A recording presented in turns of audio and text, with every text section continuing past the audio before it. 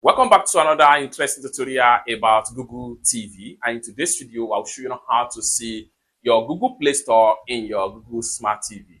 Let me show you how. The very first thing you want to do is to go ahead and make sure you navigate to your Google TV settings. Click on OK. Then on getting to settings right here, next thing you want to do is to scroll down, continue to scroll down, continue to scroll down until you get to apps right here. Go ahead and click on apps. And the next thing you want to do is to go ahead and click on see all apps. Then scroll down right here. Continue to scroll down. Continue to scroll down until you get to show system apps. Click on that.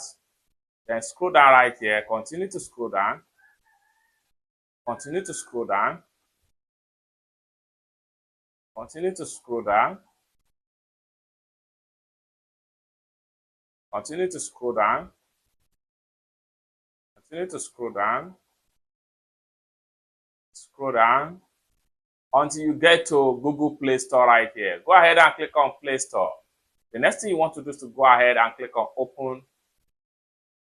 Now you are here in your Google Play Store on your Google Smart TV. So from here, you can download and install as many as possible apps in your Google TV.